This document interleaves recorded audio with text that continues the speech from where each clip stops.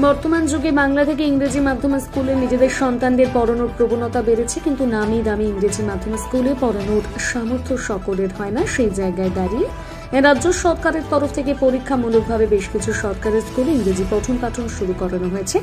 ব্যারাকপুর শিল্পাঞ্চলে অন্যতম প্রাচীন স্কুল ব্যারাকপুর দেবী প্রসাদ উচ্চ বিদ্যালয়ে শনিবার আনুষ্ঠানিকভাবে শুরু হল ইংরেজি মাধ্যমের পঠন পাঠন। এই দিনের এক অনুষ্ঠানের মধ্য দিয়ে শুরু হয় এই কর্মসূচি। অনুষ্ঠানে এদিন উপস্থিত ছিলেন নোয়াপাড়ার বিধায়িকা মঞ্জু বসু, ব্যারাকপুর মহকুমার শাসক সৌরভ বারিক, পৌরপিতা রবীন্দ্র ভট্টাচার্য, স্কুলের প্রধান শিক্ষক সহ স্কুলের অন্যান্য শিক্ষক শিক্ষিকা, ছাত্রছাত্রীরাও বিশিষ্ট ব্যক্তিবর্গ। বরেণ্য লোকেরা আছেন, স্কুলের হেডমাস্টার সহ সমস্ত শিক্ষকরা, শিক্ষিকারা আছেন, স্কুলের প্রাক্তনীরা এবং বর্তমান ছাত্রছাত্রীরা।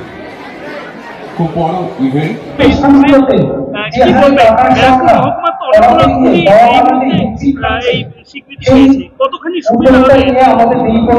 আপনারা জানেন ব্যারাকপুর মহকুমায় স্কুলের সংখ্যা অনেক বেশি এবং পড়াশোনার মানও খুব ভালো।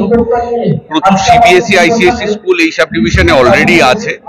সরকারি এবং গভর্নমেন্ট স্পন্সর যে স্কুলগুলোতে আছে সেখানে যত বেশি ইংলিশ মিডিয়াম চালু হচ্ছে, আমাদের প্রয়োজনটা ছেলে মেয়েদের আছে, দাবি আছে, যাতে ইংলিশ মিডিয়াম যাদের যে বাবা মারা আইসিএসসি সিবিএসই বোর্ডে অতিরিক্ত পয়সা খরচ করে পাঠাতে পারবেন না, তারা এই স্কুলগুলোতে পাঠাতে পারবেন আমাদের সরকারি স্কুলগুলোতে।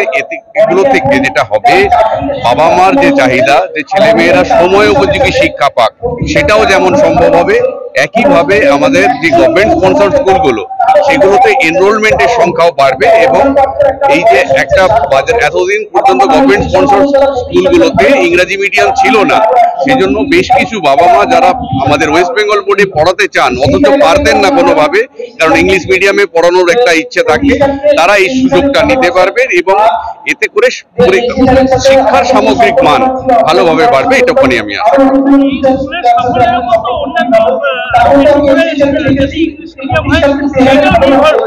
এটা বেশ কতগুলো জিনিসের উপর নির্ভর করে। আমাদের পরিকাঠামো কোথায় কেমন আছে, ক্লাসরুম আলাদা আছে কিনা, আলাদা ফ্যাকাল্টি আছে কিনা যারা ইংলিশ মিডিয়ামে পড়াতে পারবে, সেই সমস্ত কিছু ফুলফিল করলেই তবে শিক্ষা দপ্তর থেকে এর অনুমোদন দেওয়া হয়।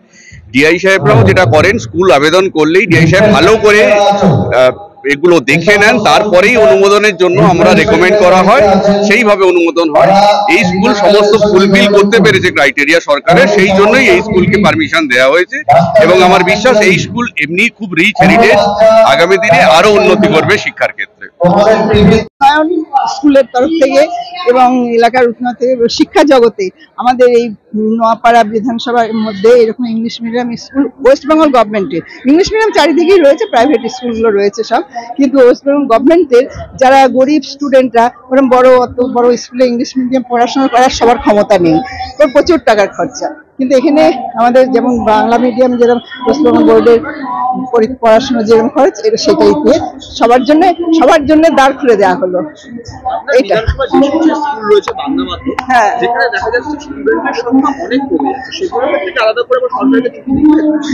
এইরকম যদি এইরকম পদক্ষেপ নেওয়া হলে স্টুডেন্ট আরো বাড়বে। একসময় ইংলিশের লোকের প্রাইভেটের দিকে বেশি নজর, এটা তো একটা আমাদের ইন্ডাস্ট্রিয়াল বেল্ট, তো কিন্তু গ্রাম আছে, অনেক গ্রামের স্কুল আছে, সেখানে একটা এই সমস্ত স্কুল প্রচুর, এমন এখনো মোহনপুর শিউলিতে আছে, সেখানে কিন্তু প্রচুর স্টুডেন্ট, 300-1000 স্টুডেন্টও আছে, কিন্তু এইগুলো পাশাপাশি সমস্ত মাল্টিস্টার সমস্ত এগুলো হয়ে গেছে, যার জন্য লোকের ওইদিকে ঝোঁক। কিন্তু সেই জায়গা থেকে আমাদের মিশন দেখুন না, ব্যারাকপুর রামকৃষ্ণ মিশন যে বিদ্যালয়, সেখানে সবচেয়ে বেশি স্টুডেন্ট পরীক্ষা দেয়। আমাদের সেন্ট জেভিয়ার্স কলেজে পড়লেই আমাদের সেকেন্ড পজিশন থাকে, প্রায় প্রতি বছরই 500-600 করে স্টুডেন্ট মাধ্যমিক পাস করছে, উচ্চ মাধ্যমিকও হয়ে গেছে, উচ্চ মাধ্যমিকও তাই, এবং রেজাল্ট সবই স্টার পাওয়া যাচ্ছে।